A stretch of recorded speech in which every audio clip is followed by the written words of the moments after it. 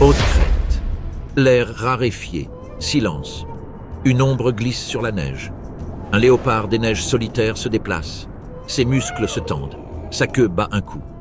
En contrebas, un mouton bleu broute, inconscient. Un soudain déferlement de gravier. Le félin fait un bond de plus de 9 mètres dans le vide. La pierre craque sous son poids. Le mouton saute d'un côté.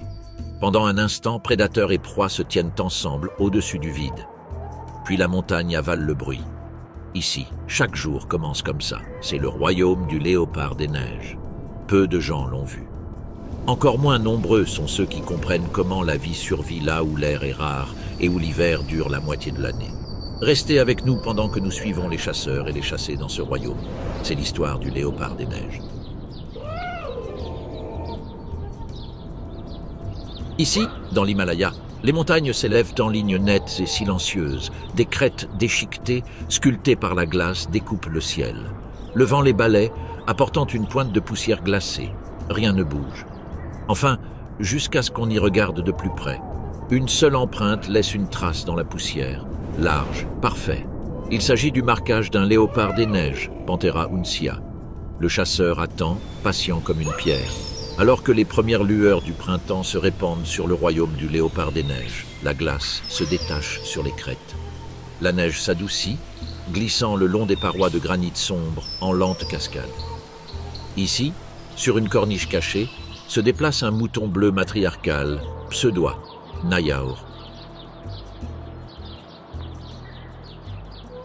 Sa fourrure est de la couleur de la montagne, du frêne et de la pierre. Autour d'elle, les moutons la suivent en file indienne. Leurs sabots sont précis sur le sentier presque impénétrable.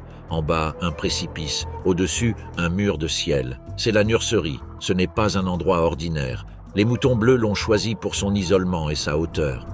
De petites silhouettes trébuchent sur leur chemin. Les agneaux nouveau-nés, encore mouillés depuis leur naissance, vacillent sur des pattes à peine plus solides que des roseaux. Leurs premiers pas sont incertains. Chaque faux pas envoie une traînée de cailloux dans le vide. Mais les mères continuent. Elles savent que le rebord les protégera. De jeunes béliers patrouillent le périmètre. Ils sont minces et ont des cornes courtes. Dans l'ombre, un léopard des neiges est allongé contre le granit. Chaque muscle est dissimulé sous son épaisse fourrure rose. Elle est de la même couleur que la roche et le lichen. Sa queue, aussi longue que son corps et épaisse comme une corde, s'enroule pour maintenir son équilibre sur la corniche. Elle a vu les agneaux. Ses yeux sont ouverts, pâles et fixes. La brise se lève et se déplace, apportant un parfum de lait chaud et de laine humide. Elle attend. En bas, la brebis bleue matriarcale s'arrête. Ses oreilles battent. Une pierre dévale la pente. Peut-être est-ce de la glace fondante. Elle continue son chemin. Les agneaux trébuchent après elle. Le léopard se déplace rapidement. Ses larges pattes s'étendent sur la couche de neige, étouffant le bruit. La fourrure de son ventre traîne sous le givre, ne laissant qu'une faible trace. Ses narines se dilatent, scrutant l'air raréfié à la recherche d'une quelconque alerte. Elle s'arrête à un pas du bord de la falaise. D'ici, le monde s'évanouit. Mais le léopard est fait pour les hauteurs. Sa colonne vertébrale se courbe comme un ressort. Ses longues pattes arrière, musclées et tendues, s'accroupissent. Le vent tourbillonne, emportant son odeur le long de la pente. Un jeune bélier s'ébroue et se détourne. La matriarche secoue la tête, sentant le danger. Mais c'est trop tard. Le léopard bondit. Il bat la queue pour garder l'équilibre, volant dans le vide. L'espace est vaste. L'atterrissage est comme un poignard de pierre. Pourtant, ses pattes trouvent leur cible. Le troupeau sombre dans le chaos. Les sabots grondent, les pierres ricochent dans le vide. Les agneaux bêlent de panique, luttant pour trouver le chemin étroit. La matriarche se retourne pour se défendre, donnant des coups de sabots acérés. Le léopard l'ignore. Son regard se pose sur un agneau plus petit, plus lent, un battement de retard sur les autres. Il se précipite en avant, courant lentement. L'agneau trébuche. Le léopard attaque. Les griffes s'accrochent profondément, saisissant la laine et la peau. Les mâchoires se referment à la base du crâne. Une morsure mortelle. Le cri de l'agneau s'arrête avant même d'avoir commencé. La poussière et la neige s'amoncellent dans le silence soudain. Le troupeau bondit vers le ciel, disparaissant parmi les flèches déchiquetées. La matriarche marque une pause, puis mène son troupeau vers le ciel. Le léopard traîne le petit corps sous un surplomb. Il se nourrit rapidement, déchirant la peau et les tendons avec ses puissantes mâchoires. Sa fosse nasale est large, ses poumons vastes, faits pour respirer l'air raréfié de ses sommets. Sa fourrure dense et profonde protège du froid des montagnes. Plus bas sur les pentes, depuis des creux cachés, des tétraogales de l'Himalaya, Tetraogalus himalayensis, chantent. Les couples se déplacent dans l'herbe en train de dégeler, la tête baissée et le regard alerte. Gris, roux et cendré, leur plumage offre un camouflage parfait. Un mâle lève la tête et montre ses plumes. Sa compagne répond par un cri bref et aigu. Ils se nourrissent rapidement, picorant les pousses qui émergent de la neige fondante. Mais même là, le danger rôde. Un aigle royal tourne au-dessus de leur tête. Des renards rôdent dans les ravins. Des martres se faufilent furtivement dans les sous-bois. De retour sur la falaise, les moutons bleus se perchent à nouveau. Les mères guident les agneaux vers des rebords peu profonds, là où le soleil brille en premier. La roche se réchauffe lentement. De minuscules sabots testent chaque prise. L'agneau vacille, se stabilise, puis sautille maladroitement après sa mère. La force vient heure après heure. Les jeunes béliers errent autour du bord supérieur. Ses yeux scrutent l'horizon. Chaque jour, les agneaux gagnent en assurance, leurs petits sauts se transformant en ascensions assurées. Bientôt, ils graviront ces falaises avec la même aisance que leurs aînés. Le printemps est court ici. La neige reviendra, le vent se lèvera. Mais pour l'instant, l'eau de fonte s'infiltre dans des ruisseaux cachés. Le lichen brille sur la pierre sombre. Quelques fleurs robustes poussent parmi le gravier. Quelque part sur ces pentes, un agneau va se perdre. Une mère reviendra trop tard. Le léopard attaquera à nouveau. La pépinière est en plein essor pour l'instant. Alors que la journée se termine, les tétraogales chantent à nouveau. L'aigle royal se dirige vers un perchoir éloigné. Le mouton bleu s'installe contre la pierre froide. La nuit viendra vite. Et quelque part dans l'obscurité, le léopard des neiges commencera à bouger. Bientôt, la nuit se transforme en jour. Sur une pente ombragée, un léopard des neiges mâle entame sa descente. 10, peut-être 12 ans sont gravés dans son corps. Sa fourrure porte les marques subtiles des combats passés. L'hiver l'a amaigri par la faim, mais ses muscles sont encore forts. Il quitte le haut refuge où il a passé les mois les plus froids. La faim le pousse vers l'agneau et la brebis. En contrebas, la nurserie des moutons bleus s'accroche à une falaise chauffée par le soleil printanier. La vie y tourbillonne. Les nouveau-nés vacillent sur leurs pattes fragiles, mais leur mère veille. Le vieux mâle s'arrête et dilate ses narines. Le vent porte son parfum, un léger arôme de laine et de lait. Il s'accroupit, sa longue queue se balançant à chaque pas lent. Les ombres des rochers entourent sa silhouette. Pour les moutons qui l'entourent, il n'est qu'une bergerie de granit parmi tant d'autres. Des heures durant, il attend. Il bouge quand il bouge, progressant petit à petit du rocher à la crête. Les yeux fixés sur les agneaux, les oreilles attentives au moindre mouvement d'une pierre. Loin derrière, un autre chasseur le suit. Un renard roux, maigre et roux, avance lentement sur l'éboulis. Il garde ses distances. Là où le léopard chasse, il y aura des miettes. La matriarche des moutons bleus ne ressent toujours rien. Son troupeau broute près du bord, tandis que les agneaux testent leurs pattes chancelantes. Les jeunes béliers guettent le ciel à la recherche de l'aigle royal. Ils ne regardent pas en bas. Le léopard se faufile. Les muscles se contractent et les pattes pressent silencieusement le gravier. Sa respiration est superficielle et mesurée. Une rafale de vent se lève soudain, fouettant la crête. Elle fouette la pente, emportant son odeur vers le haut. Instantanément, la tête de la matriarche est projetée dans le vent. Ses narines se dilatent, elle se fige. Un bêlement aigu perce l'air. Le pack réagit immédiatement. Les mères conduisent les agneaux vers la falaise. Les jeunes béliers restent attachés en hauteur. La pierre s'écrase sous leurs sabots. Le vieux mâle se fige, il attend. Mais l'occasion est passée. Le troupeau est désormais une forteresse. Les agneaux ont disparu derrière un mur de cornes et de muscles. Le léopard recule lentement et se retire le long du chemin étroit. L'échec est une réalité constante. Toutes les chasses ne sont pas fructueuses, mais il y aura un autre jour. Derrière le vieux léopard mâle, le renard roux le suit. Il glisse de rocher en rocher, ses yeux ambrés fixés sur le félin. Aujourd'hui, pas de proie, pas de festin. Le renard passe sa langue sur son museau, savourant l'odeur s'estompant du mouton bleu. Il devra chasser lui-même, des souris peut-être, ou les œufs d'un tétras des neiges insouciant. Le vieux mâle grimpe plus haut, revenant vers les crêtes accidentées. Il marque une pause, observant la vallée en contrebas. Le troupeau reproducteur se remet en mouvement, détendu mais prudent, les agneaux accrochés à leur mère. Un aigle royal tourne au-dessus de leur tête. Il se retourne. Les muscles se tendent sous sa fourrure tandis qu'il franchit un étroit passage, la queue battant l'air pour garder l'équilibre. Le renard trotte derrière lui. Il garde ses distances. Un seul coup de griffe suffirait à apaiser sa faim. Au lever du soleil, la neige se ramollit sous ses pieds. L'eau de fonte glisse sur les rochers, apportant avec elle la première chaleur de la journée. Le léopard cherche une corniche ombragée, un point d'observation. De là, il peut observer les pentes, les sentiers et le mouvement constant de ses proies.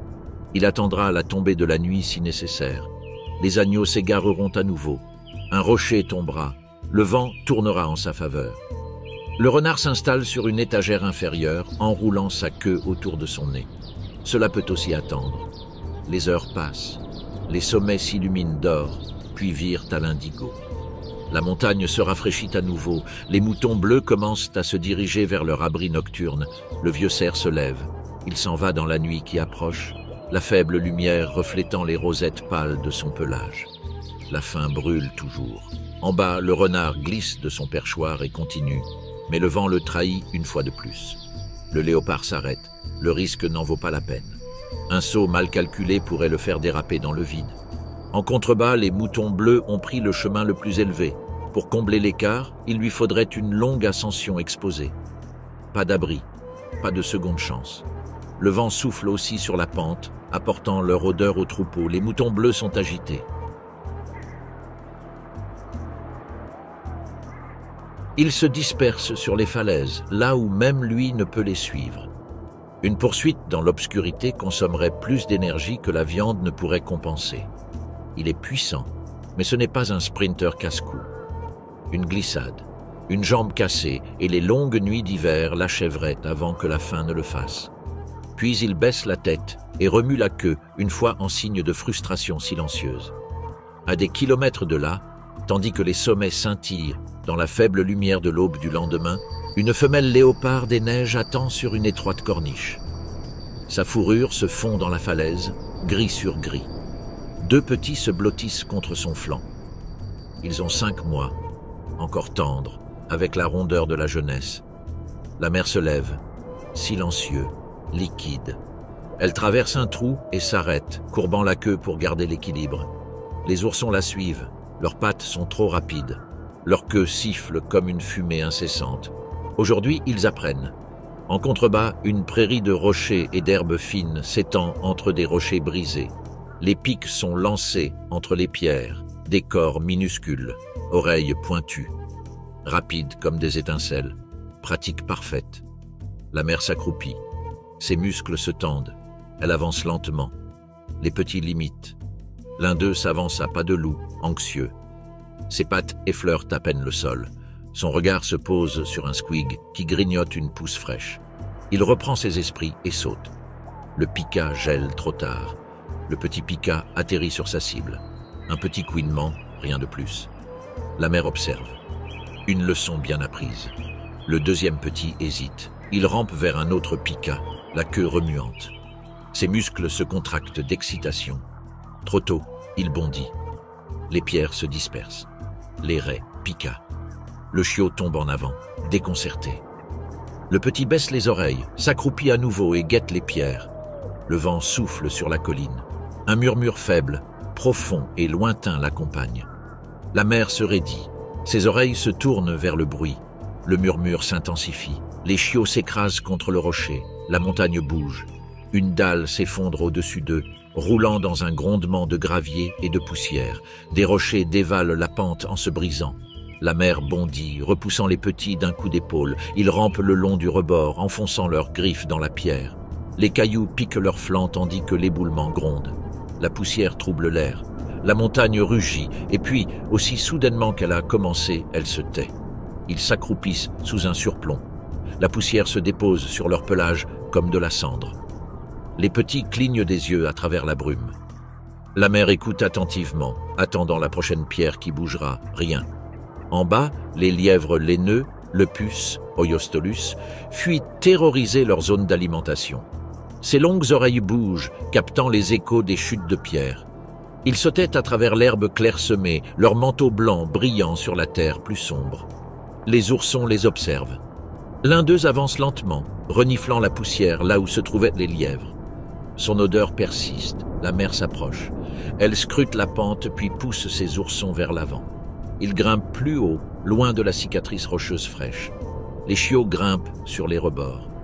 La mère attend à chaque tournant, évaluant son habileté. C'est aussi une leçon. Les montagnes bougent sans prévenir. Seule l'agilité et l'instinct les maintiennent en vie.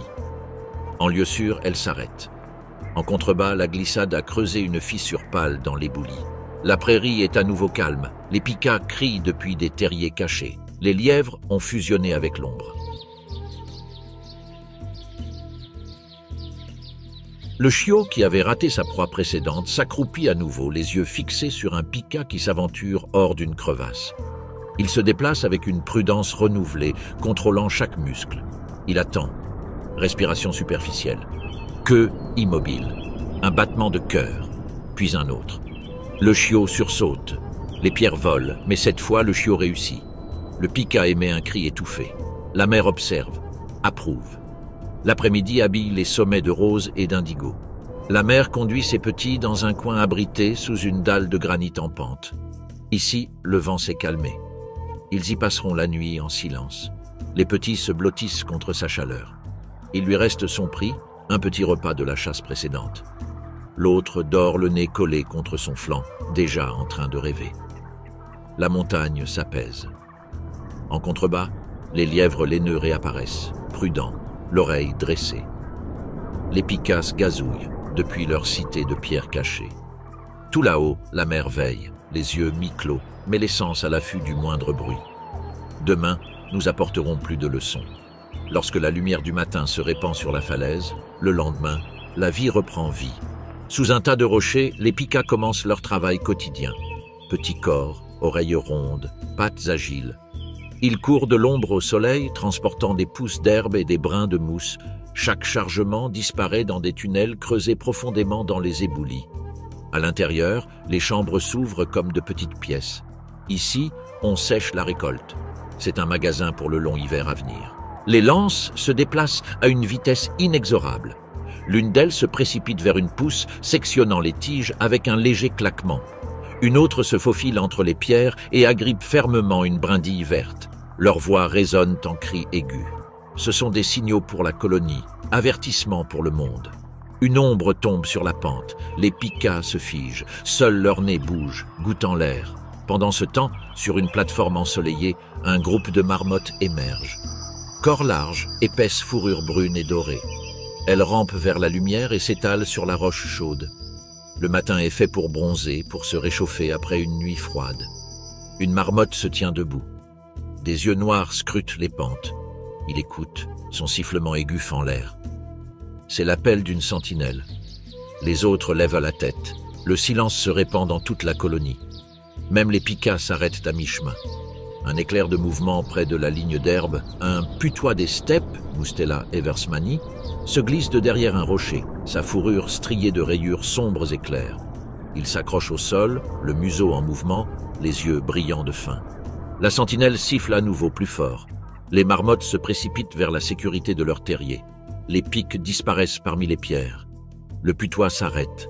Les oreilles se tournent, reniflent l'air vide. Le barrage a disparu. Il rôde un peu plus loin, zigzagant entre les rochers.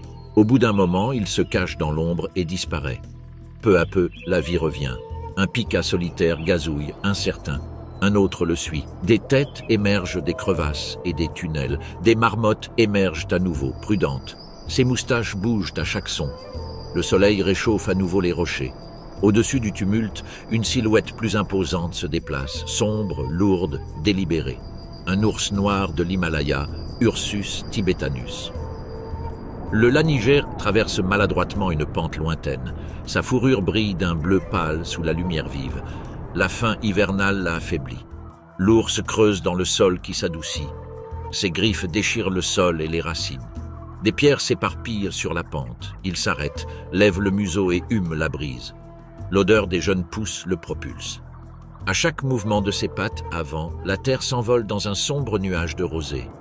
De leur perchoir, les marmottes observent en silence. L'ours ne constitue pas une menace à cette distance, mais son instinct le maintient en alerte. Bien au-dessus du tumulte, le vieux léopard des neiges mâles attend. Il tient cette corniche depuis la tombée de la nuit. Le givre borde le granit autour de lui.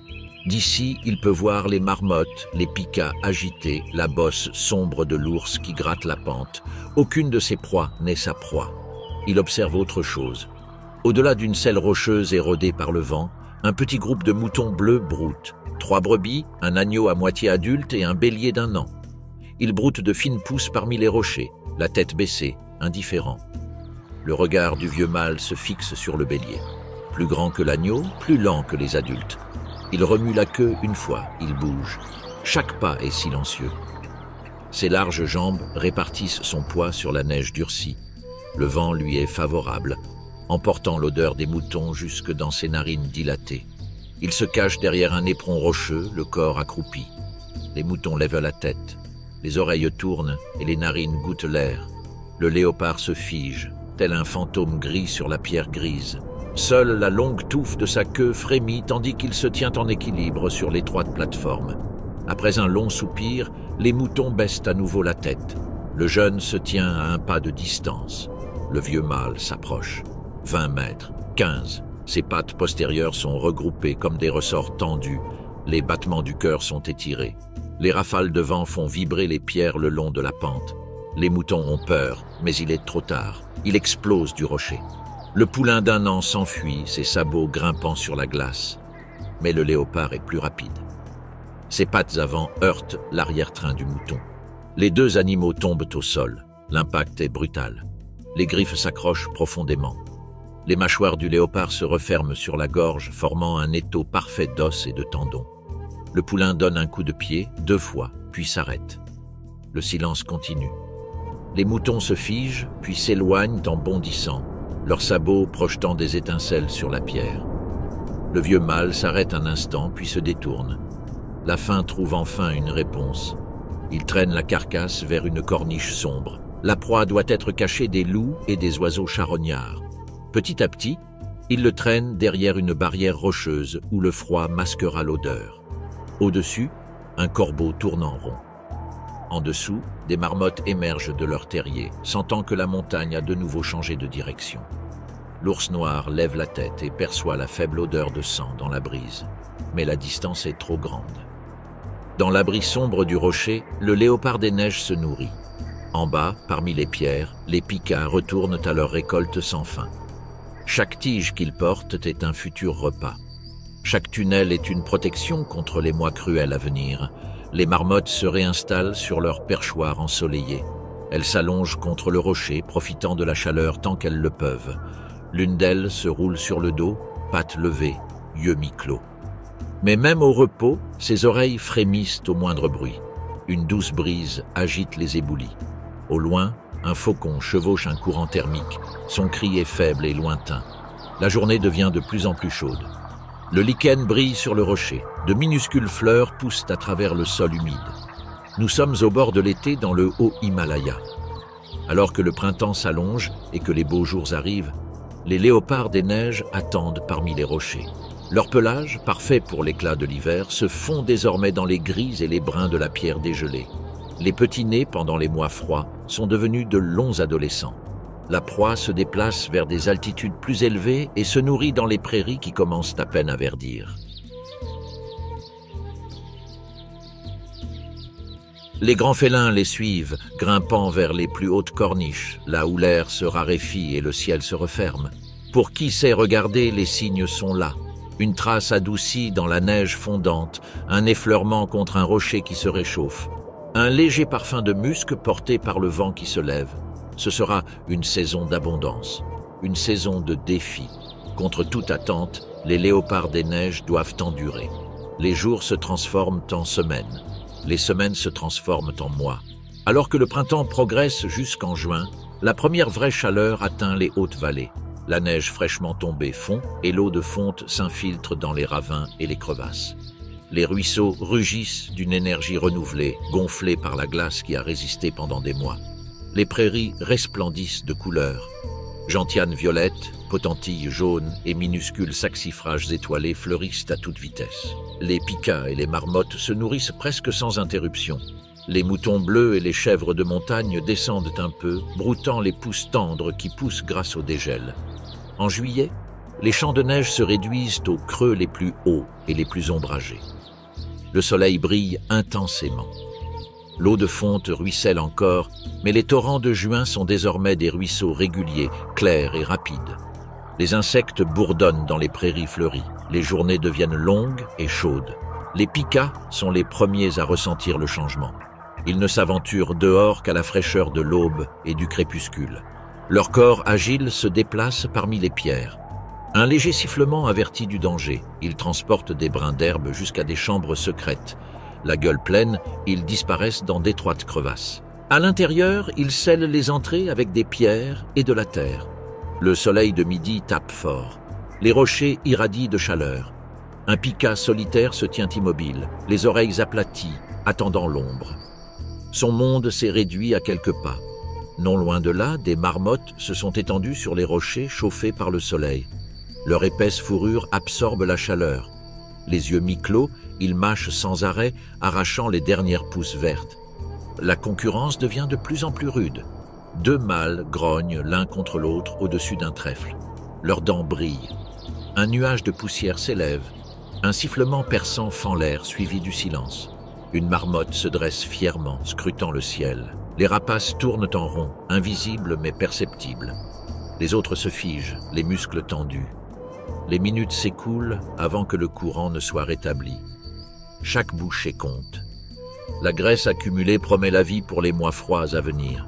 Ils se gavent jusqu'à en avoir le ventre gonflé, puis se réfugient dans de profonds terriers. L'obscurité les engloutit. Tout là-haut, un markhor solitaire grimpe.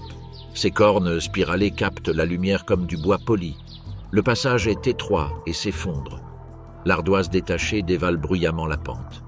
Il s'arrête, les narines dilatées, sentant l'odeur de rivaux invisibles et de femelles lointaines. Pas à pas, il franchit la crête. Une rafale de vent soulève ses cheveux. En contrebas, les vallées sont enveloppées de brume et les ruisseaux scintillent comme du métal lointain. Il continue son chemin. Plus haut encore, un léopard des neiges attend à l'ombre d'un rocher noir. Le vent tourne, emportant avec lui l'odeur âcre du markhor. Le félin baisse la tête, le regard fixe. Ses muscles se tendent. Puis le markhor se retourne et le léopard recule lentement. Connaissez le poids de ses cornes en spirale. Un coup pourrait briser une côte. Une seule charge pourrait les envoyer tous les deux voler dans le vide. Même un saut parfait impliquerait une lutte sur le fil du rasoir. Un seul faux pas pourrait signifier la mort. Le léopard se transforme en pierre. Il faut économiser l'énergie pour un barrage plus sûr. Pendant ce temps, des papillons flottent parmi les dernières fleurs. Leurs ailes semblent fragiles sur la pierre nue. Un vent soudain les disperse sur la pente. Des chocards à bec court volettent dans le ciel. Leurs ailes noires plongent et se tordent en arcs ludiques. Leurs cris résonnent contre les falaises, clairs et aigus. À mesure que la nuit tombe, l'air se rafraîchit. Les brochets réapparaissent, leurs corps lisses se fondant dans les rochers. Ils se précipitent pour couper et transporter plus d'herbe. Les marmottes remontent également à la surface, reniflant la brise. Une sentinelle est assise bien droite et tourne la tête en décrivant des arcs lents. Les autres se nourrissent par rafales rapides, toujours à proximité d'un abri. La nuit tombe rapidement. Le froid descend des sommets, et donc, encore une fois, le silence. L'aube arrive bientôt. Une jeune panthère des neiges se déplace seule. Sa fourrure se confond avec la pierre et l'ombre.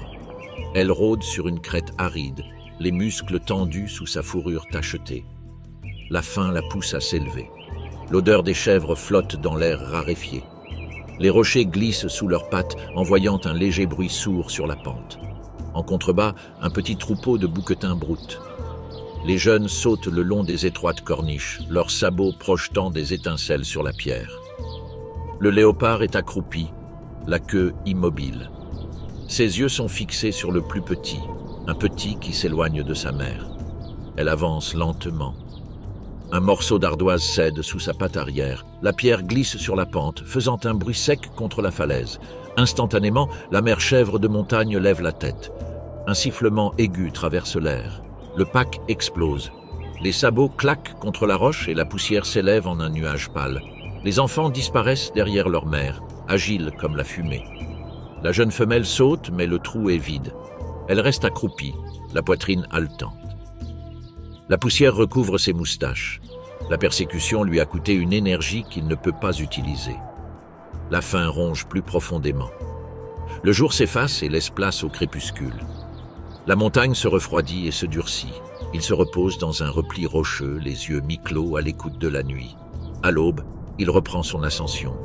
Les champs de neige scintillent sous un soleil pâle. Un tare himalayen, Hemitragus gemlaicus, jeune broute sur une colline escarpée. Sa fourrure rousse contraste brillamment avec le gris. Le jeune tare avance sur la pente qui s'éveille. La lumière de l'aube se répand sur la crête, illuminant le velours rugueux de ses nouvelles cornes. Il marche entre les touffes d'herbes rudes et les genévriers nains, arrachant les feuilles à coups rapides, s'arrêtant souvent pour relever la tête. Le reste du troupeau paît plus haut, dispersé sur des terrasses de pierre claire. Un mâle dominant se tient à l'écart, son épaisse crinière flottant dans la brise froide à la recherche d'odeurs rivales. Les chevreaux trébuchent et se heurtent. Les rochers se déplacent sous leurs sabots, mais ils maintiennent leur équilibre sans effort. En contrebas, un ruisseau argenté traverse la gorge. Le yearling descend plus bas, attiré par une parcelle de pousses tendres où l'eau de fonte s'infiltre de la falaise. Le léopard s'approche le long d'une corniche.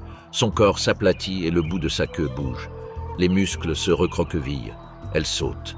Le tare décolle. Des éclaboussures de pierre volent tandis qu'il rebondit à des angles insurmontables. Le léopard atterrit avec un bruit sourd, ses griffes raclant la roche. Il se jette à nouveau, mais le jeune esquive. En quelques secondes, il disparaît, un éclair brun disparaissant parmi les falaises ombragées. Elle se lève, haletante, et passe sa langue sur ses lèvres sèches. Une autre chasse ratée. Le soleil du matin se lève plus haut, plus dur et plus blanc. La chaleur se reflète dans la pierre. Les heures passent lentement. Elles se déplacent de crête en crête, toujours à la recherche. Leurs pattes laissent de légères empreintes dans la poussière. De temps en temps, il s'arrête pour lécher un mince filet d'eau de fonte, puis continue son chemin. Au crépuscule, ses forces diminuent. Il est perché sur un affleurement étroit, ses côtes visibles sous son épaisse fourrure. Le silence nous opprime. Le vent nocturne se lève, emportant l'odeur de l'herbe sèche et de la vie insignifiante. Tendez l'oreille, écoutez. Un léger murmure sous un rocher. Un brochet jaillit de son terrier. Ses minuscules pattes courent sur le gravier meuble. Le léopard s'accroupit, puis il attaque. Sa patte atterrit avec précision. Le pika crie une fois et reste immobile. Elle le serre entre ses mâchoires. Ce n'est qu'une bouchée, mais c'est de la nourriture. Elle se lèche les moustaches et s'allonge, les yeux à moitié fermés. L'aube est froide et abrupte. La crête s'illumine de rose aux premières lueurs. Il s'étire, les muscles raides mais prêts. Le pika ne lui a donné qu'une force fugace. La faim persiste. Pourtant, il se relève. Il doit chasser à nouveau. Les bouquetins se dispersent comme de la fumée au-dessus des falaises. Les tares disparaissent dans l'ombre. Elle s'arrête et scrute la vallée. Rien ne bouge. Encore une fois, sans succès. Quand le soleil se lèvera à nouveau, il essaiera encore une fois. Pendant ce temps, le vent de l'après-midi balaie l'herbe sèche. Depuis la crête la plus éloignée, 4 loups, Canis lupus chanco, apparaissent. Leurs manteaux gris ondulent comme de la fumée dans la lumière déclinante. Ils se déplacent à l'unisson. Amaigris par des jours de voyage, leurs côtes apparaissent sous leur fourrure rugueuse. La faim les pousse. Plus loin, un petit troupeau de chèvres de montagne broute près d'un ruisseau. Les enfants picorent délicatement les touffes d'herbe, leur mère vigilante mais calme. Les loups ralentissent, ils baissent la queue. Leur regard se fixe sur le plus faible, un chevreau de montagne qui s'éloigne du groupe. Le loup de tête s'accroupit, il aplatit les oreilles. Les autres projettent de larges ombres silencieuses dans l'herbe. Le sac se raidit. Une seule pierre résonne. En un instant, la chasse commence. L'enfant s'enfuit. Les sabots martèlent les éboulis. La meute avance. 4 silhouettes grises traversent la vallée à toute vitesse. Leurs pas sont comme un léger coup de tonnerre. La poussière s'élève derrière eux en un nuage pâle et frénétique. Le loup de tête approche rapidement, coupant des angles sur la pente. Un autre virage dévie et pousse le garçon dans un ravin étroit. Le garçon saute, cherchant à tâtons un point d'appui. Des pierres volent de leurs sabots. Les loups font pression. Les minutes s'éternisent comme des heures. Le jeune bouquetin fait un écart, tentant de rejoindre sa mère en sécurité. Les loups changent à nouveau de position, resserrant leur formation. Chaque charge sape les forces du jeune. Il respire avec difficulté et ses pattes tremblent. Au-dessus, un corbeau croasse d'une voix aiguë et métallique. Un autre se joint à eux, ses ailes noires scintillant dans le crépuscule. Ils savent ce qui va arriver. Ils tournent en rond en attendant la fin. Le jeune bouquetin trébuche. Une patte arrière glisse sur l'éboulis. Aussitôt, le loup de tête attaque. Ses mâchoires se referment sur son flanc, l'entraînant au sol. Les autres s'entassent. Un dernier bêlement résonne sur les parois de la falaise, puis s'éteint. La poussière retombe. Les loups reculent. Leurs flancs se soulèvent et leurs langues sont noires de sang. L'un d'eux monte la garde, les yeux scrutant les pentes. Les autres se nourrissent d'eux-mêmes. Les corbeaux descendent les premiers. Ils sautent plus près. Ils battent des ailes avec impatience. Ils plongent pour attraper des miettes. Un grognement sourd les tient à distance, mais seulement l'espace d'un instant. Tout là-haut, une ombre plane. Le gypaète barbu tourne, ses ailes énormes captant les dernières chaleurs du jour. Silencieux et patient, il attend les os. Il n'a besoin que de la dure récompense de la moelle, que seuls ceux de son espèce peuvent briser. Le ventre plein, les loups s'éloignent et se cachent dans l'ombre aussi silencieusement qu'ils sont venus. Les corbeaux descendent en volée. Ils se battent et se mettent en colère, réclamant les restes qu'ils ont laissés derrière eux. Le gypaète barbu descend. Il atterrit sans bruit, énorme et lourd, avec des yeux comme de l'ambre en fusion. D'un hochement de tête, il saisit un os long, le soulève et s'élance. De là-haut, il laisse tomber le pris sur une dalle rocheuse. L'os se brise dans un craquement sourd. Il plonge à nouveau, retombe, jusqu'à libérer la moelle. Les heures passent et l'aube se lève à nouveau. La jeune femelle léopard des neiges a enduré des jours de faim. Elle s'élève de son trou dans l'éboulis, les côtes fragiles sous sa fourrure. Des jours de tracas vides l'ont laissée légère et tendue. À ces altitudes, la plupart des chasses échouent. La proie perçoit le moindre changement dans l'air. Ses sabots s'accrochent à des parois abruptes qu'aucun chat ne peut suivre. Un seul faux pas ou une rafale de vent soudaine peuvent ruiner des heures de travail patient à 4 pattes. Il reprend sa marche, avançant le long d'une colonne de roches brisées. En contrebas, un troupeau de bouquetins de l'Himalaya broute là où subsiste une touffe d'herbe sur la pente. Leur pelage, couleur blé séché, se confond avec la pierre. D'énormes cornes recourbées s'étendent vers l'arrière comme des faux. Les enfants sautent entre leurs mères. Le léopard s'enfonce, chaque muscle aligné avec le sol. Le vent glisse sur la crête et s'installe. Cette fois, il n'y a pas de tourbillon perfide. Elle avance lentement, les jambes silencieuses dans la poussière. Le bouquetin s'éloigne furtivement et rampe, inconscient. Elle se rapproche. Un chevreau s'éloigne de sa mère, tirant un petit égaré. La jeune femelle se reprend, la queue droite pour garder l'équilibre. Elle explose de sa cachette, les pierres claquent tandis qu'ils franchissent la dernière corniche d'un seul bond. Le bouquetin se débat, paniqué, mais sa cible se fige une demi-seconde de plus qu'elle ne le devrait. Le léopard attaque, ses puissantes pattes avant l'enveloppant d'un flou de rosettes pâles et de muscles. Une forte morsure met fin au combat. Le silence revient sur la pente. Le troupeau se disperse vers le haut. En contrebas, le léopard des neiges traîne sa proie à l'abri d'une corniche. Son souffle embrume l'air raréfié. Finalement, il se nourrit, déchirant la fourrure chaude. Sa faim est apaisée. Il mange en paix, sous le regard silencieux de la montagne. Les saisons vont encore changer. Et ils apportent leurs propres défis à l'automne, arrivent avec un froid plus cinglant que n'importe quel soleil d'été. Les becs durcissent, les ruisseaux se rétrécissent. Les herbes luxuriantes disparaissent et prennent une teinte brune cassante. Pour le léopard des neiges, le plus grand défi de l'année attend. Les proies sont rares, prudentes et souvent plus fortes que le félin lui-même. Les jeunes bouquetins et les moutons bleus restent sur le qui-vive. En cette saison, la faim est implacable et les erreurs coûteuses. La montagne n'offre aucune pitié. Mais le léopard des neiges continue d'exister. Nous le suivrons, lui et le monde qui l'entoure. Dans la lumière pâle, les montagnes résonnent de sons, comme un tonnerre lointain. 2 bouquetins mâles se font face sur une étroite plateforme. Leur pelage brille d'un éclat cuivré au soleil matinal. Leurs épaisses cornes se courbent en arc parfait. Ils baissent la tête, leurs muscles se tendent.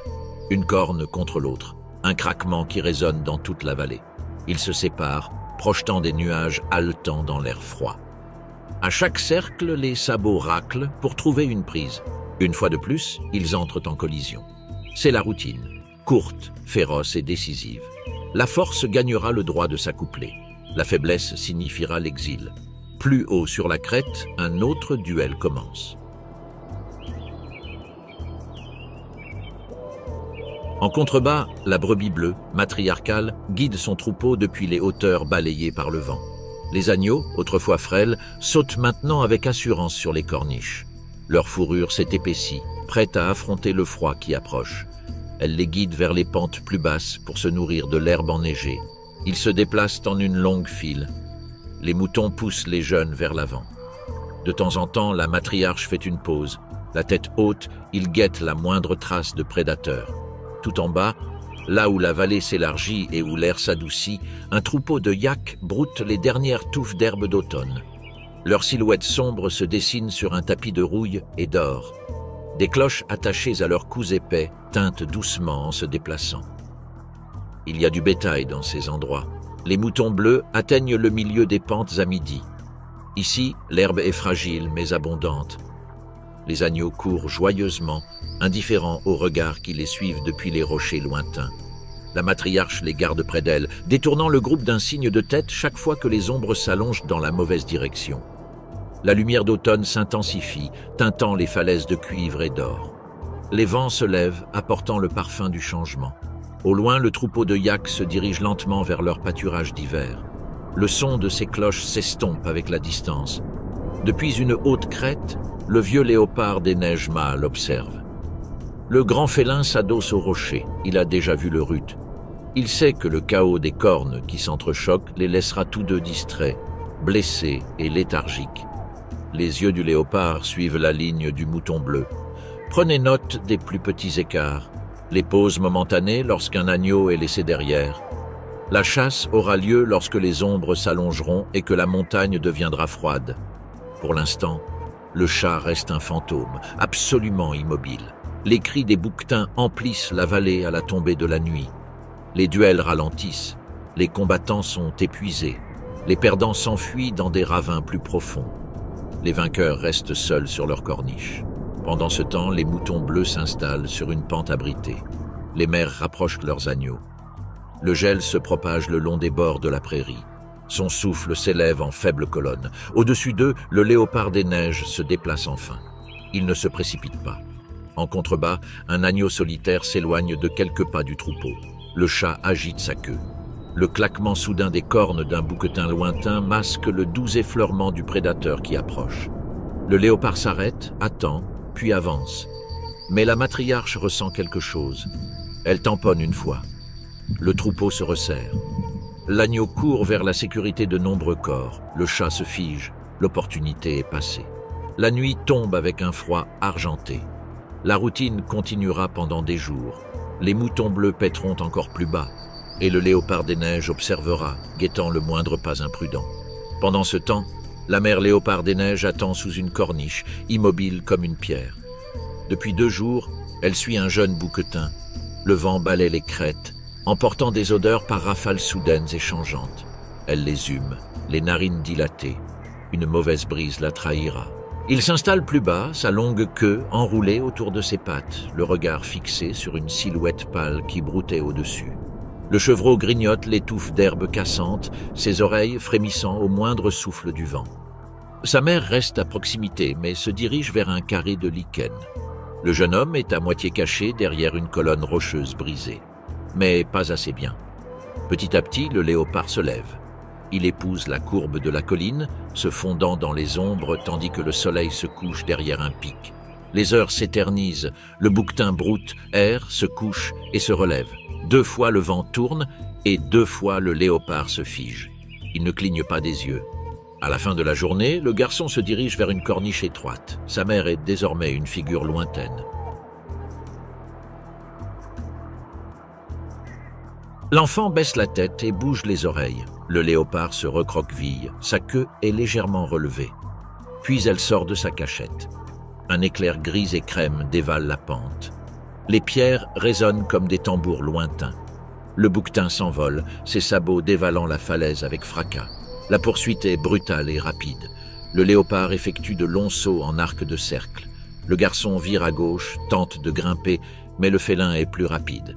Elle se jette d'un rebord plus haut, impact, un grondement sourd de fourrure et de muscles. La poussière explose du rocher. Le bouquetin donne un coup de pied, 2 fois. Les mâchoires du léopard se referment sur son cou. Le combat se termine en silence. La mère entraîne sa proie dans un creux obscur, son souffle est saccadé, sa poitrine se soulevant sous la violence du ruet. En contrebas, ses petits, âgés de 8 mois, sortent précipitamment de leur tanière cachée. Ils poussent des cris d'excitation. Elle attend, remuant patiemment la queue, jusqu'à ce qu'ils atteignent son côté avant de se précipiter pour le tuer. Une chaude odeur de sang monte dans le froid de l'après-midi. Les oursons se gavent rapidement, le museau noirci. Leurs petites dents déchirent la chair tendre, apprenant à détecter les vraies proies. La mère mange en dernier, observant la crête au-dessus et la vallée en contrebas. Les ombres s'allongent. Un renard roux apparaît, remuant le nez à l'odeur. Attendez à une distance de sécurité. Derrière lui, 2 corbeaux tombent du ciel, leurs ailes noires fendant le soleil couchant. Le léopard lève la tête. Un grognement sourd résonne parmi les rochers. Les léopards des neiges ne peuvent pas rugir, mais ce grognement est suffisant. Les charognards s'arrêtent, interprétant l'avertissement. La nuit tombe. Les petits, le ventre rond, se blottissent contre le flanc de leur mère. Elles lèchent leur fourrure sans quitter l'obscurité des yeux. Le renard se cache à nouveau dans l'ombre. Les corbeaux grimpent sur un perchoir élevé. Les heures passent. Finalement, elles se lèvent. Les chiots les suivent. Elles les emmènent loin du massacre, le long d'un chemin caché où la lumière de la lune atteint à peine. Derrière eux, le renard se déplace en premier, glissant pour déchirer ce qui reste. Les corbeaux descendent derrière eux. Le léopard ne regarde pas en arrière. L'aube apportera de nouveaux arômes, nouveaux dangers, nouveaux barrages. À des kilomètres de là, le givre s'accroche aux hautes crêtes. Ici, le vieux léopard des neiges mâles s'arrête sur une dalle rocheuse, la queue enroulée et le museau frétillant. Une forte odeur marque la limite de son royaume. Il frotte sa joue contre la pierre, laissant la trace musquée de son passage. De l'autre côté d'un étroit ravin, une jeune femme observe. Sa fourrure se fond dans le lichen et l'ombre, tel un doux fantôme gris. Elle reconnaît son odeur. Elle l'attire, mais la repousse. Elle glisse le long d'une corniche plus basse. Ses pas sont silencieux. Elle s'arrête là où la marque du vieux cerf noircit la roche. Quelque part derrière la crête, le vieux cerf revient. Il perçoit un mouvement mais ne se précipite pas. Il suit plutôt les courants olfactifs. La piste de la femelle est fraîche, ses pupilles se rétrécissent. Leur trajectoire serpente en une danse lente et prudente. Il tourne en rond plus haut, elle descend plus bas. Tous deux sont conscients de leur présence. Au-delà de leur point de rendez-vous caché, un mâle rival, plus jeune et plus lourd, flotte à la périphérie. Le vieux mâle s'arrête, tendant l'oreille pour capter un son trop faible pour l'oreille humaine. La brise porte le signal de son rival. Ses muscles se tendent sous son épaisse fourrure. Il avance vers un haut éperon rocheux. Son territoire ne se laisse pas concéder si facilement. La jeune femme le ressent aussi. Elle se retire dans une crevasse de pierre. Au-dessus d'eux, la lune monte plus haut. La vie s'agite dans les éboulis en contrebas. Une petite ombre glisse entre les rochers, ses yeux brillants comme des étoiles. Un chat de palace, à la fourrure épaisse et au ras du sol, chasse dans l'herbe gelée. Ses oreilles rondes virevoltent, captant le léger frémissement d'un rongeur sous la couche de neige. Un saut soudain, un cri étouffé, et la nuit prend une autre vie. Tout en haut de la crête, le vieux cerf appuie sa joue contre une corniche déchiquetée. Il renouvelle sa marque. Son rival se rapproche. Ses traces serpentent à travers ravins et ruisseaux glacés. Il ne se presse pas. C'est un jeu d'endurance, pas de vitesse. La jeune femelle descend sur une plateforme inférieure, secouant les oreilles à chaque écho de chute de pierre. Elle n'est pas prête à choisir entre eux. Le vieux mâle bouge à nouveau. Il laisse une dernière trace sur un rocher blanc glacé, puis s'estompe dans l'obscurité. Le rival s'arrête à la limite de l'odeur. Il baisse la tête, inspire et reste immobile. Le message est clair.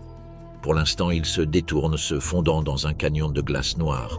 L'aube approche, pâle et froide. Le vieil homme repose dans un creux isolé, les yeux mi-clos. Il a tenu bon pour l'instant.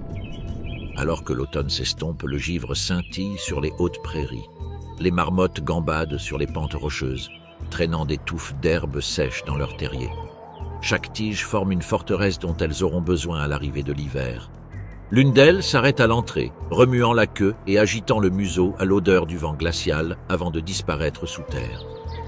À l'intérieur, les tunnels sont tapissés d'épais tapis d'herbe.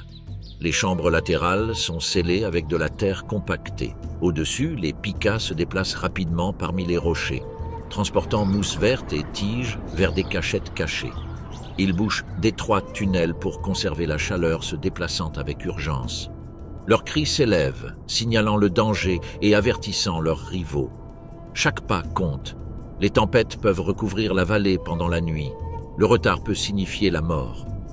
En contrebas, des lièvres laineux glissent dans les éboulis, leurs oreilles frémissant au faible sifflement des marmottes au loin. Leurs fourrures blanches se fondent dans les premières plaques de neige, ne laissant qu'un œil sombre trahir leur passage. Le vent souffle depuis les sommets, remuant les éboulis. Dans les cavités cachées, les familles de marmottes travaillent ensemble. Les jeunes tirent sur les tiges, tandis que les adultes scellent les entrées avec de la terre. Les picas font de même, entassant rapidement des paquets de mousse dans des chambres sécurisées, conscients que les nuits à venir seront rudes et impitoyables. Alors que les nuages se rassemblent, la lumière s'estompe et devient argentée. Les lièvres laineux se déplacent prudemment sur les éboulis, reniflant les buissons et guettant le cri lointain d'un corbeau. La nuit tombe tôt. Les marmottes se blottissent en groupe, partageant la chaleur sous l'entrée gelée de leur terrier. Les picas se blottissent près de leur nid. La neige avance le long des crêtes, effacement des pistes, recouvrir les pentes de blanc. Pourtant, sous la croûte gelée, la vie persiste. Pour les léopards des neiges, l'accouplement n'a lieu que dans plusieurs mois. Mais le décor est planté. L'hiver viendra. La faim aiguise les griffes. Les rivalités vont éclater. Mais les léopards des neiges sont prêts. Les jours passent et maintenant la montagne est piégée dans la glace. L'hiver est là. Le vent déchire les crêtes, arrachant la neige meuble.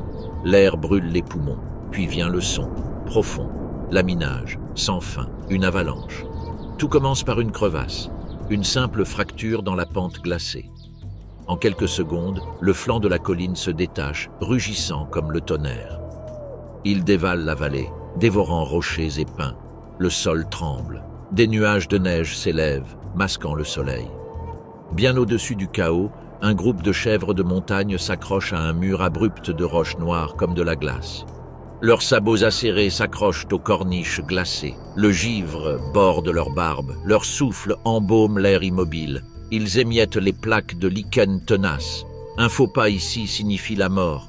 Le mâle le plus âgé s'écarte. Ses cornes se recourbent. Il baisse la tête pour gratter un morceau de mousse cachée.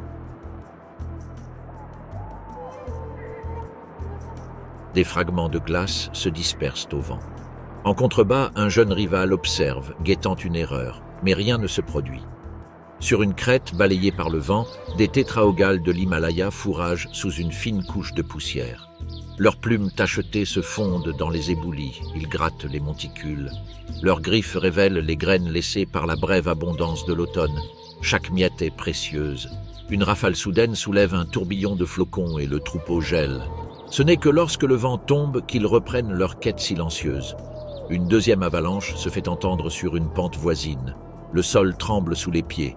Les tétraogales sautent dans le ciel, puis le silence blanc retombe, brisé seulement par le sifflement de la neige qui tombe. Au loin, sur la crête, une femelle bouquetin solitaire s'approche d'un ruisseau gelé. Elle presse son museau contre la glace à la recherche d'une trace d'humidité. Des cristaux de givre s'accrochent à son museau tandis qu'elle avance, les flancs amaigris par des semaines de faim. Deux petits la suivent. Le ciel s'assombrit à l'approche d'une autre tempête. Le vent fait dévaler la pente en aiguille de glace. Les bouquetins se blottissent à l'abri d'une falaise, les corps serrés les uns contre les autres, leurs cornes entrelacées pour se protéger du vent. Les tétraogales s'affaissent au sol, plumes gonflées, les yeux mi-clos mais toujours vigilants. La nuit tombe sans prévenir, la température chute, la montagne retient son souffle. Tout en bas, le tonnerre étouffé d'une autre avalanche résonne dans les vallées. Le matin apporte une lumière cassante, le bouquetin se déplace à nouveau. Au-dessus des hautes crêtes, un tétraogale solitaire crie depuis un gouffre étroit, et son compagnon le rejoint sur une corniche cachée. Ils se saluent brièvement avant de reprendre leur quête incessante de nourriture. Tout là-haut, un aigle royal plane, ne trouvant aucune proie facile. Des avalanches grondent dans des vallées lointaines. À la tombée de la nuit, les tétraogales se cachent dans leurs trous. Les bouquetins restent vigilants sous la lune montante. En contrebas, une rivière est gelée. Les avalanches résonnent faiblement. La nuit est noire et haletante. La neige tombe avec un sifflement fin et sec, masquant toutes les odeurs. Le vieux léopard des neiges mâles se déplace comme de la fumée parmi les rochers. Sa fourrure pâle se fond dans les monticules éclairés par la lune. Avec 10 hivers à son actif, il connaît toutes les astuces de la montagne. Plus loin, le troupeau de moutons bleus dort dans une cuvette peu profonde de roches et de vent. Les agneaux sont presque grands, mais ils sont encore plus lents que leur mère. Le vieux mâle s'accroupit, la queue repliée pour garder l'équilibre. Son regard se fixe sur un subadulte, un peu à l'écart des autres. La neige lui arrive à la taille. Il s'enfonce silencieusement. Il attend que le vent change de direction, emportant l'odeur du troupeau le long de la pente. Il s'approche. Un seul craquement de glace en mouvement. Le mouton le plus proche bouge. Les têtes sont relevées et les narines sont dilatées. Pendant un instant, personne ne bouge, puis il attaque. Il dévale la pente d'un bond silencieux et explosif. La neige jaillit derrière lui. Le subadulte s'enfuit, mais trop tard. Ses griffes s'enfoncent dans la chair, ses dents trouvent le cou. Le poids du bond les précipite tous deux dans la neige. Le troupeau se disperse. Le vieux mâle serre les mâchoires, les tenant fermement tandis que le jeune mouton bleu se débat. Le sang chaud se répand sur la croûte blanche et froide. En quelques secondes, le combat est terminé. Le vieux mâle se nourrit rapidement, déchirant le flanc, son museau sombre contre la neige. Puis un bruit emporte le vent. Faible, croissance, sans équivoque. Le hurlement d'un loup, un autre le rejoint, plus près. Le vieux mâle se fige, les oreilles aplaties. Des ombres émergent de la lisière des arbres. 4 loups, maigres et gris, se déploient en éventail, enfonçant leurs pattes dans la neige. Le vieux mâle grogne, sa queue fouette. Le loup de tête avance, dents découvertes. La meute se disperse. Le léopard s'accroupit, la fourrure hérissée. Le premier coup arrive vite. Le loup lui mord le flanc. Le vieux mâle se retourne en brandissant ses griffes. Un cri fend la nuit. Un autre loup apparaît rapidement sur le côté. Il coupe à nouveau. La carcasse gît entre le prédateur et le charognard. Une proie que personne ne lâchera facilement. Les loups feignent et tournent en rond. Le léopard se retourne, attaque, recule, attaque à nouveau. Mais le nombre d'animaux exerce une forte pression. La meute referme le cercle en claquant des mâchoires. Les flancs du vieux mâle se soulèvent. Leurs oreilles sont aplaties jusqu'au crâne. Un loup se jette sur la carcasse et est repoussé par un coup qui coupe la fourrure. Un autre sursaute et ses dents effleurent son épaule. Le vent se lève, projetant de la glace sur leur visage. Le vieil homme fait un pas en arrière, soulevant sa poitrine avec des respirations profondes et contrôlées. Il siffle une fois, un dernier avertissement aigu. Les loups restent fermes. Je ne peux rien faire seul. Il se retourne et court dans l'obscurité. Les loups bondissent en avant et attrapent la carcasse avec leurs mâchoires claquantes. Au-dessus d'eux, des corbeaux descendent en vagues noires et irrégulières. Un renard roux se faufile entre les rochers. Il attend à la limite de la frénésie alimentaire, rusé et patient. Lorsque les loups s'arrêtent pour dévorer la viande la plus riche, le renard bondit, dérobant un morceau avant de disparaître dans l'ombre. Le vieux mâle grimpe plus haut vers la crête. La faim lui brûle encore le ventre, mais même lui connaît les risques.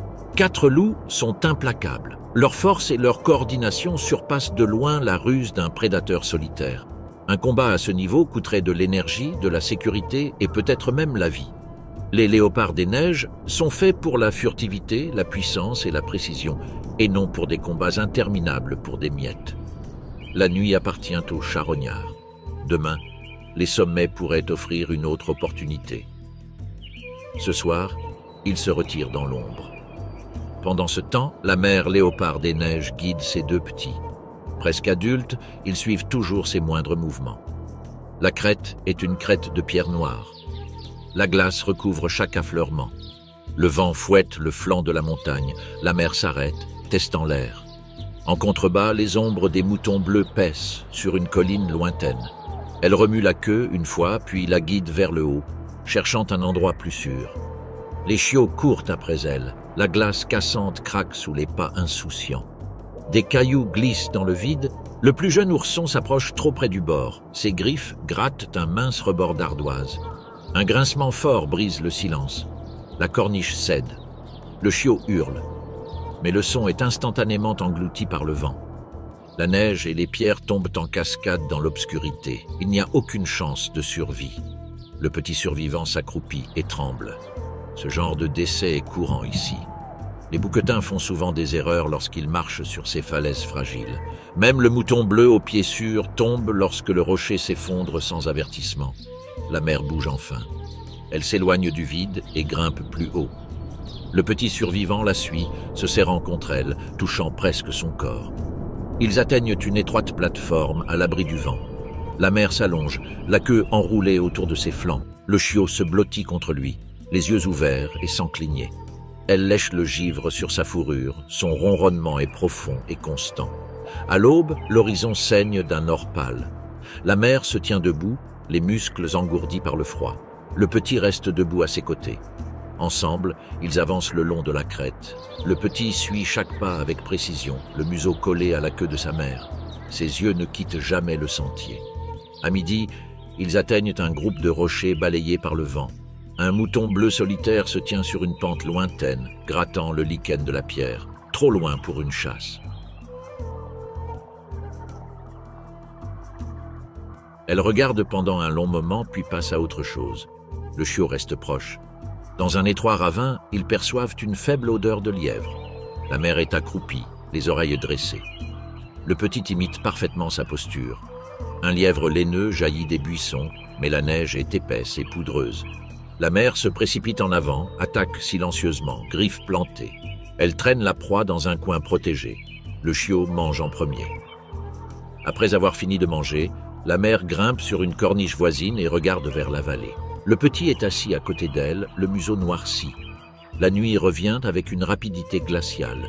Le petit s'accroche à elle, cherchant sa chaleur. Sous eux, l'endroit où ils sont tombés est silencieux. Quand le matin reviendra, ils s'élèveront plus haut, à la recherche des minces traces de proie sur les pentes gelées. Pendant ce temps, une jeune panthère des neiges solitaire lutte contre la faim. Cela fait des jours qu'elle n'a pas chassé. Chaque pas s'enfonce dans la neige durcie. Elle s'arrête, les narines dilatées. L'odeur de la marmotte flotte dans l'air froid. Ses oreilles se dressent, captant le faible murmure d'un mouvement. Le barrage est proche. Elle baisse le corps, son ventre effleurant le givre. Ses pattes glissent vers l'avant en décrivant des arcs lents et précis. Aucun son ne lui échappe. Une petite silhouette s'avance près d'un rocher à moitié enfoui. La marmotte creuse pour trouver les derniers brins d'herbe sèche. Elle ne remarque pas le prédateur au-dessus. La jeune femelle se tend en remuant la queue. Elle se jette. La marmotte crie une fois. Leurs mâchoires se ferment rapidement, faisant taire le son. La chasse est terminée en quelques secondes. Ici se termine la longue période de famine. Elle traîne le cadavre dans un coin ombragé. Elle mange rapidement, coupant la fourrure et les tendons avec ses dents. Une fois nourri, il grimpe plus haut, laissant derrière lui son lieu d'alimentation. Mais la faim reviendra. Les proies vont à nouveau se raréfier. Ce soir, elle a résisté. Mais pour l'instant, l'hiver continue. Le pire reste à venir. Et avec elle, les défis les plus difficiles pour la survie. Même pour les puissants léopards des neiges. La fin de l'hiver a une emprise dure et blanche sur les montagnes. Le soleil est pâle et vif. Chaque souffle s'échappe dans l'air cassant. Une seule série d'empreintes traverse la neige. La jeune panthère des neiges suit la piste, tête baissée, la queue décrivant de lents arcs de cercle. L'odeur est ancienne mais puissante, un musc persistant même dans le vent glacial. Elle la guide à travers les falaises déchiquetées et les ravins ombragés. Là-haut, le vieil homme attend. Sa fourrure est effilochée par des années de batailles et de froid. Ses muscles sont encore tendus sous son épais sous-poil. Il s'arrête, les narines dilatées. Son odeur l'atteint. Il soupire dans un murmure qui traverse la colline déserte. La jeune femelle s'arrête, les oreilles dressées. Elle répond par un léger grognement, puis grimpe plus haut. La distance qui les sépare se réduit à chaque pas silencieux. Leurs regards se croisent par-dessus une étroite fissure. Ni l'un ni l'autre ne bouge. Des flocons de neige tourbillonnent dans la faible lumière. Petit à petit, ils commencent le rituel. Ils s'approchent lentement, longeant le rebord, sans jamais la quitter des yeux. Ils s'approchent, silencieux, chemin parallèle sur des pierres précaires. Une pause, les têtes s'inclinent et les queues se recourbent. De petits reniflements, de douces vocalisations sortent de leur gorge. La femelle marche doucement. Il la reflète, en train de faire le tour, toucher doucement avec le museau et la patte. Le couple se rapproche alors et leurs corps se touchent brièvement. Le lien a été confirmé. Les proies se déplacent bien en dessous, mais ici, pour les léopards des neiges, la saison des amours a commencé. Pendant 2 jours, ils restent proches. Ils reniflent et ronronnent, frottant leur visage contre le même rocher. Lorsqu'il s'arrête pour boire à un ruisseau à moitié gelé, elle boit à ses côtés. Les nuits sont longues et calmes. Leurs souffles se mêlent en petits nuages, tandis qu'ils se reposent côte à côte sur une étroite corniche. La 3e nuit, l'odeur d'un autre flotte dans le vent. Le vieil homme se raidit, ses oreilles s'aplatissent. La jeune femelle s'accroupit. De l'autre côté de la pente, un mâle rival apparaît. Le vieux mâle grogne, puis il s'avance vers l'intrus. La jeune femme s'écarte, les yeux ouverts et fixes. Ils entrent en collision, les griffes ratissent la fourrure, les dents craquent avec le bruit de la glace qui se brise. Le jeune adversaire s'élance, mais le plus âgé pivote brusquement.